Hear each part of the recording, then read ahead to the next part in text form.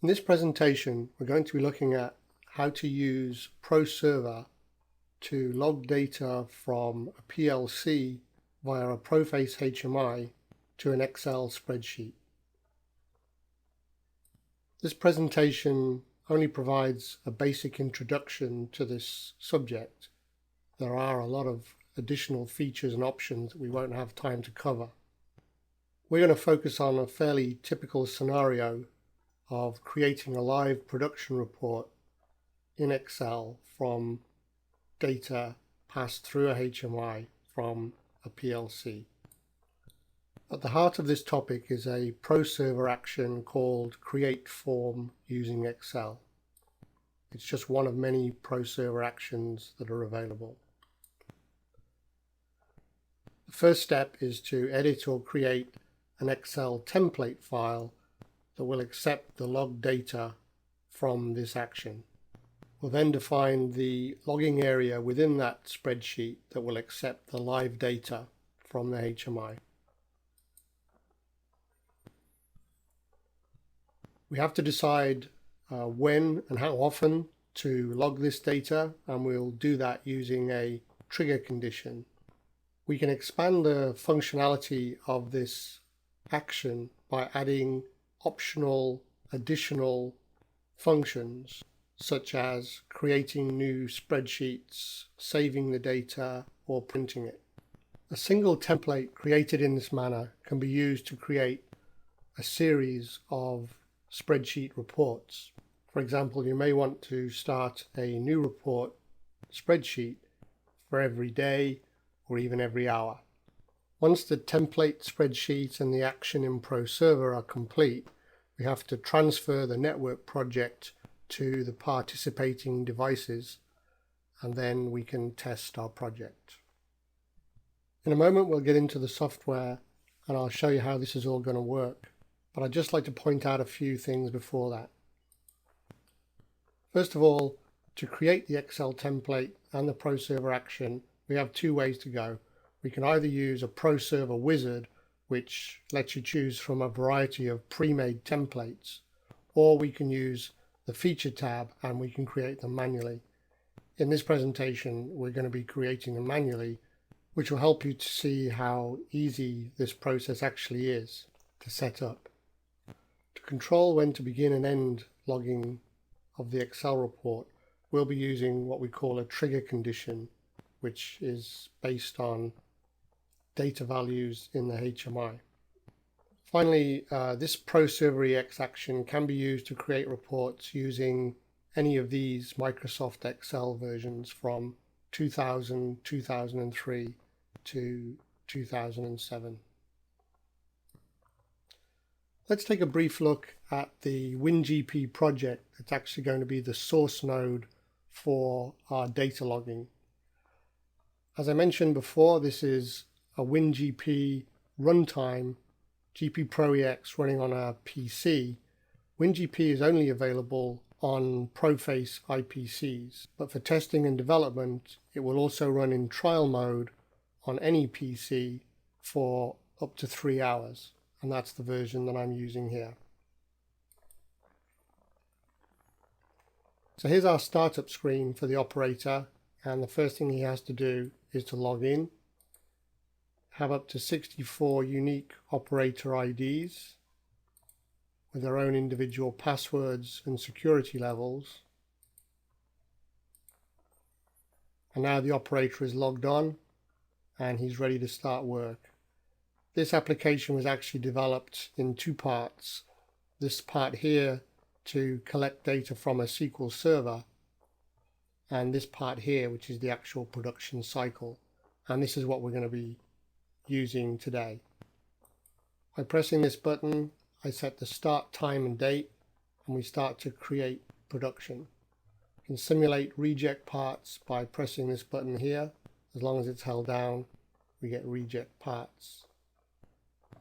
And then when I'm finished, I press the cycle stop button, we stop production, we store the end time and date, and we're all set. Pressing this button logs the operator off the machine and and we're ready for a new operator to log on and make new production. Just log back in again.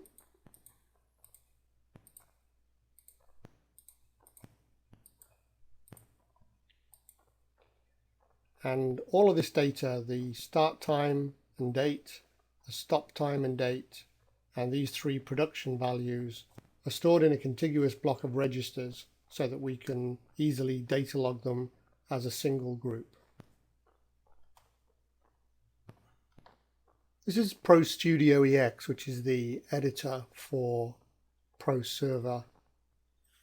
And if you're not used to this, I'll just take you briefly through the flow of how the project development works. And it's shown quite nicely here. You start at the start, which is logical. You define nodes, which are the devices which are going to be participating in this network project, whether that be a GP3000 or a WinGP or an LT, etc. And there's always one Pro Server EX node.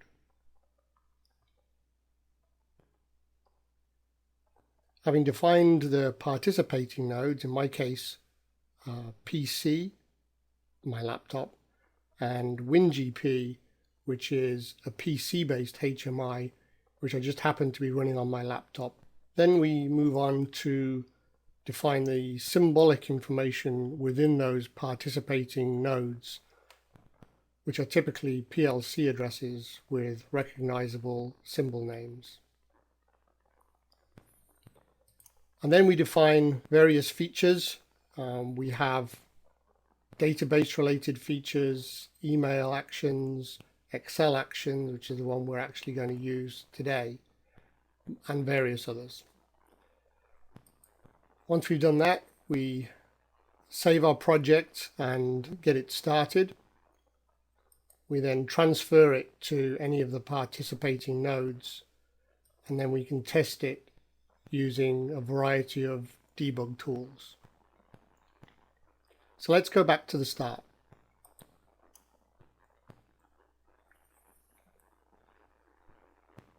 There are two ways to design a Pro Server file.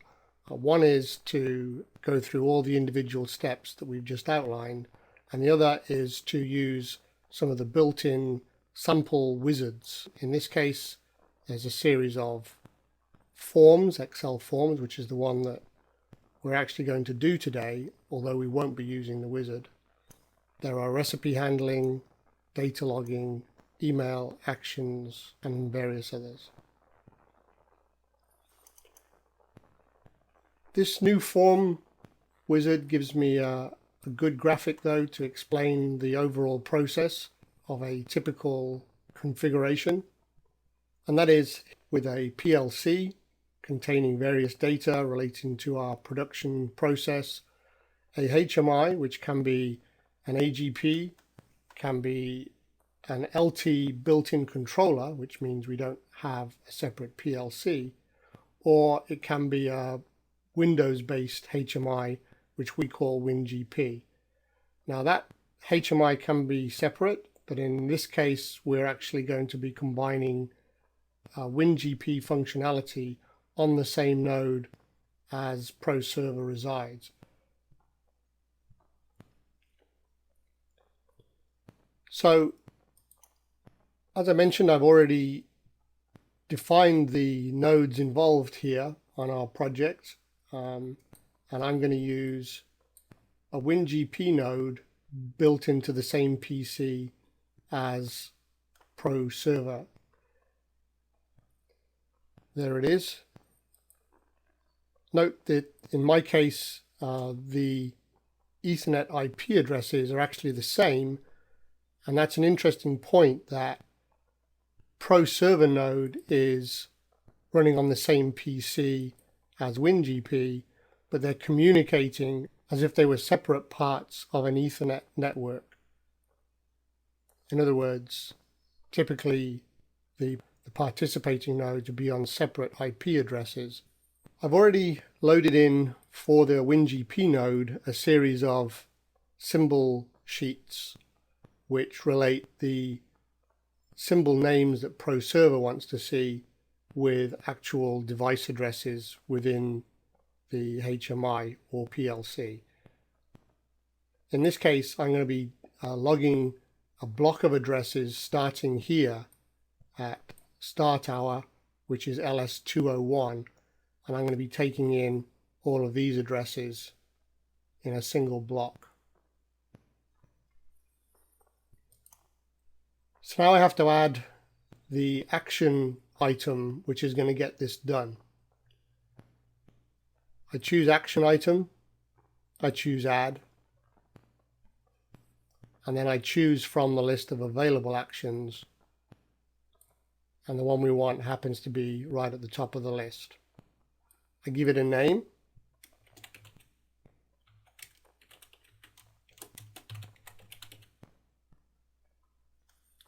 Notice that the action name can't have any spaces in, hence the use of things like underscore. And now I'm going to define that action.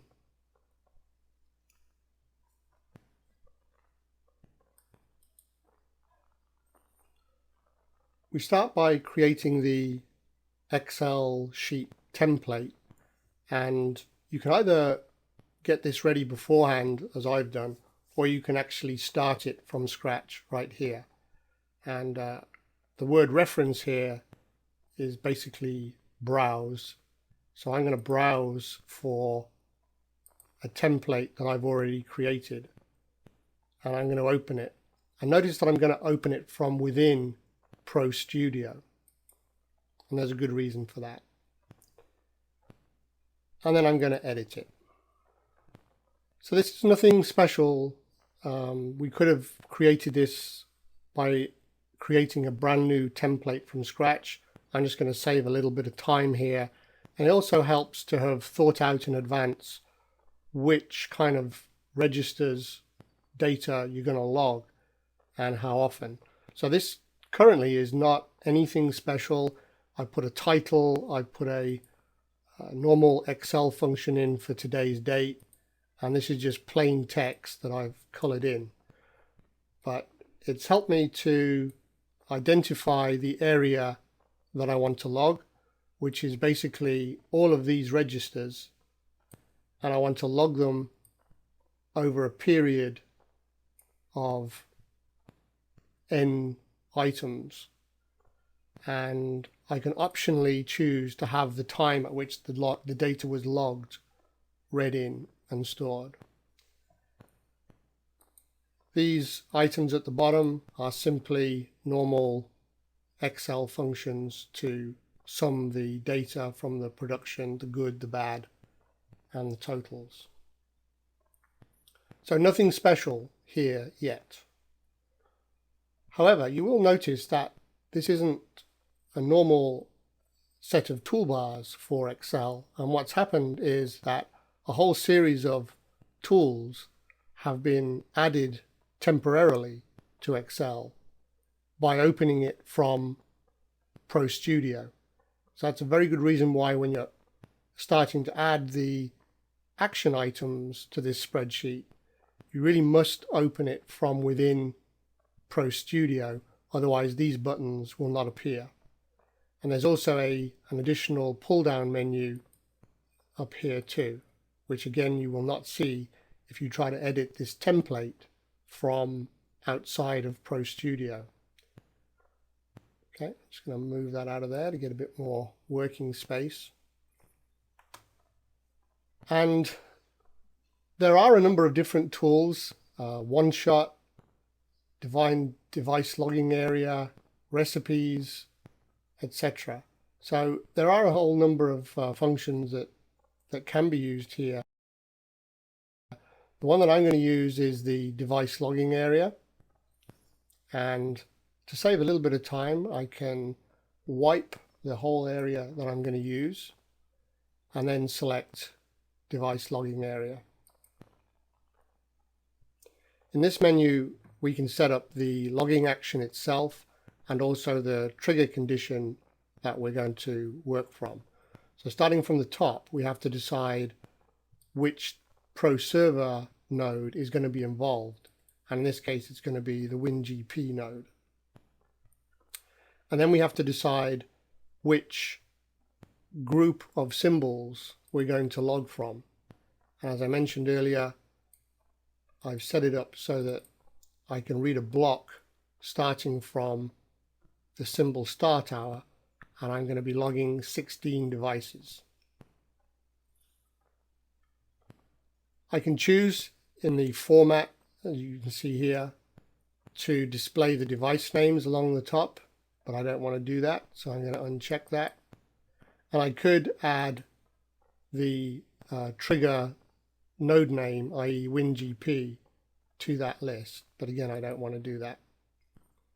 The target cell range is the one that I wiped using my mouse before we opened this dialog box. So we're going to be logging from A6 to P29. And the direction, you're going to be logging vertically. We could log horizontally. And I've chosen 24 rows of data, A6 to 8 to P29. I can choose to add a timestamp, and then you'll see that working in the sample. And I can use the time from the GP or the WinGP to do that.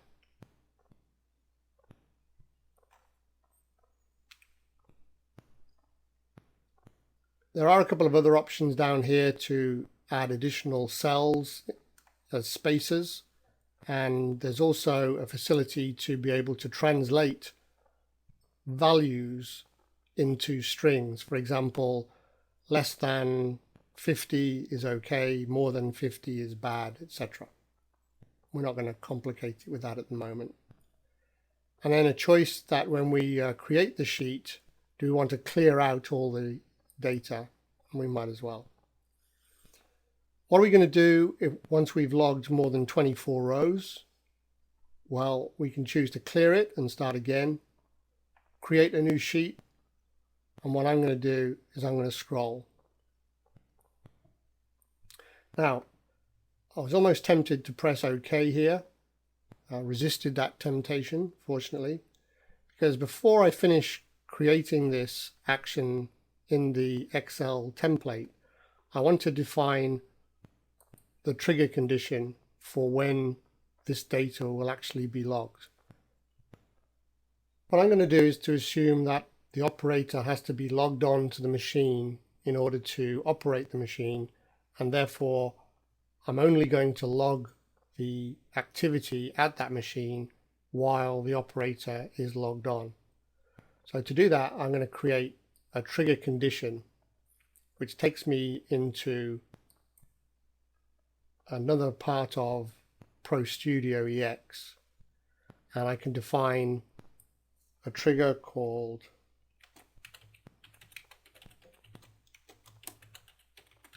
production trigger, and I can decide that this trigger is going to be active while the operator is logged on. And to do that, I'm going to access an internal bit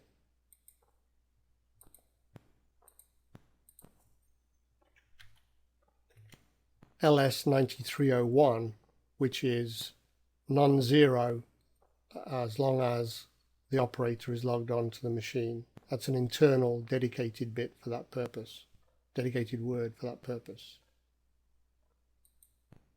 And I'm going to make this condition active when LS9301 is not equal to 0.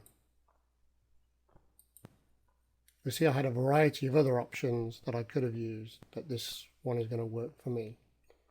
So while this expression is true, we'll be logging, and as soon as it becomes false, then we stop logging. By controlling the trigger cycle scan time, we can define how frequently this action is triggered, and in this case it will be 1,000 milliseconds or 1 second. I'm going to close that, and then allocate the trigger condition in our Excel sheet to that trigger. You can have multiple actions from the same trigger, which is useful if you need to log data which is not contiguous. Now I'm all set. I've actually finished all the major work that I needed to do, and you'll notice that there's a boundary of little circles that shows me my logging area here, and that there is some kind of embedded action built into Excel, which we don't need to worry about. If we ever need to go back and take a look at that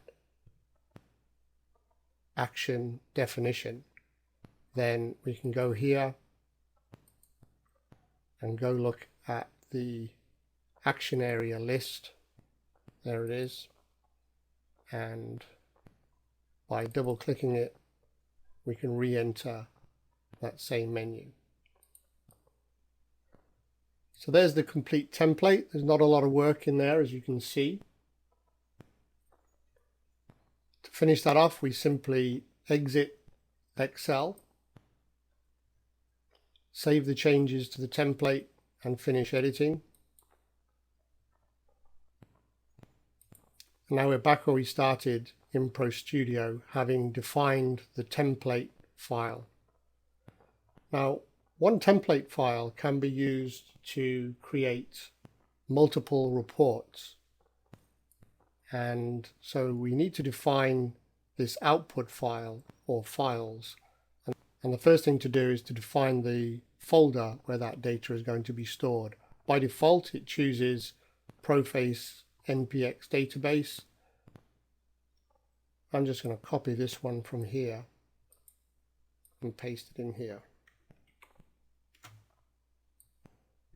Now, although the template file name is defined up here, the actual reports that it produces, we can choose something else. So we can call it production report, and we can append a series of special characters to the end. In this case, year, month, date, or if we want to do that in US format, month, day, year. There are a variety of other special strings that you can embed there, which can include data from the source node itself. And that's it. We basically have finished the report. We've created the template, and we've created the action and the trigger from within Pro Studio. Final completion is an optional acknowledge bit, which can tell the PC that the action has been completed. You won't worry about that one now.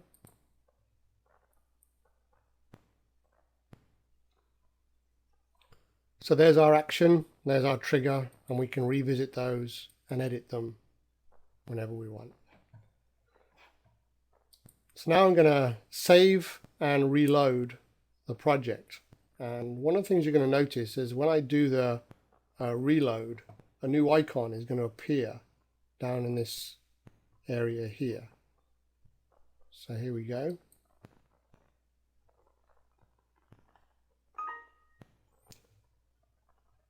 And the reason for that is that the Pro Server EX runtime has now actually started, and you can see that icon down here in the toolbar.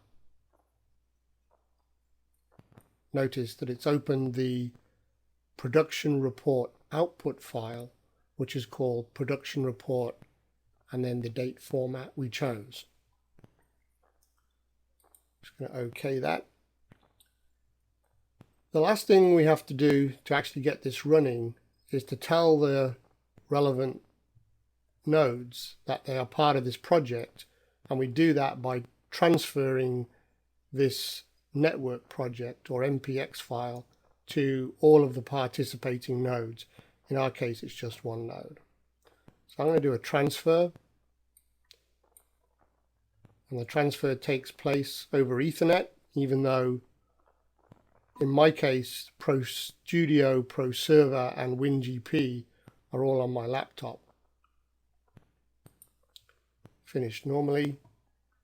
And now I can go into a WinGP trial version. And let's see what happens. I log on as the operator.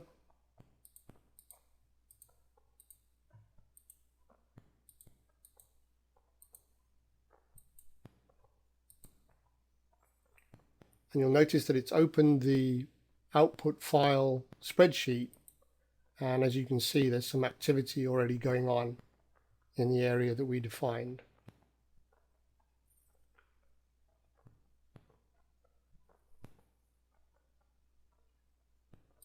Let's put some real data in that.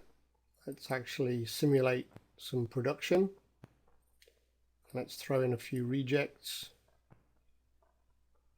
And let's see how that behaves.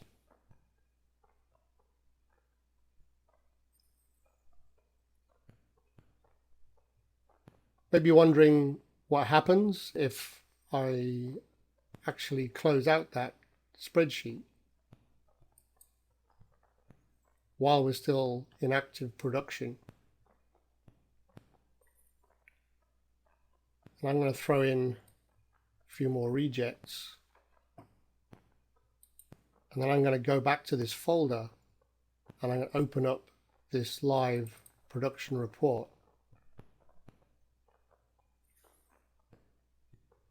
And there you can see that the data was continuing to log to the Excel sheet, even though it was effectively closed by the operator. I'll throw in a cycle stop to signify end of production. We can go back to the spreadsheet and note that the stop time was also logged. Now in reality, in a real production situation, it's quite likely that you wouldn't log the start and stop time once a second. You would log the start time once. You would then log the stop time once when that occurred. Those would both be one-shot data logs. And then you might keep a rolling production tally in a live spreadsheet. Now, once the operator logs off the machine, that was our condition to stop logging. The operator goes back to his logon screen. The ready message has stopped flashing here, and we've stopped adding data to the spreadsheet.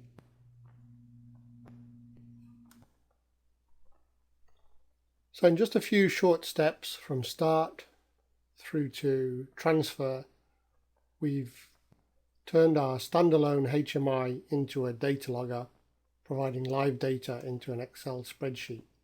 As you might have seen from some of the icons and options we got a glimpse of on the way through, we've really only scratched the surface of what this particular action can do. And then of course there are lots of other actions that Pro Server can do to add value to your HMI project. Pro Server comes with a built-in reference manual accessed from within the Studio software.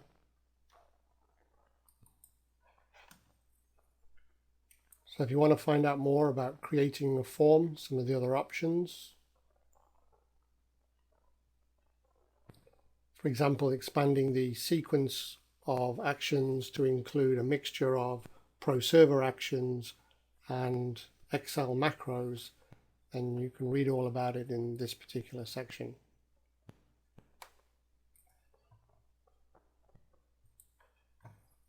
If you're brand new to Pro Server EX, then take a look elsewhere on our Learning Center and you'll find a series of step-by-step textbook tutorials, including a complete Pro Server EX course, which will take you all the way from what is Pro Server EX through the basic setup and monitoring on the AGP. There is a short feedback survey at the end of this presentation. Its completion is optional, but it shouldn't take more than a minute to go through it. Your cooperation helps us to continue to improve our quality of service. If you have any other training questions, please email them to training@profaceamerica.com. Thank you.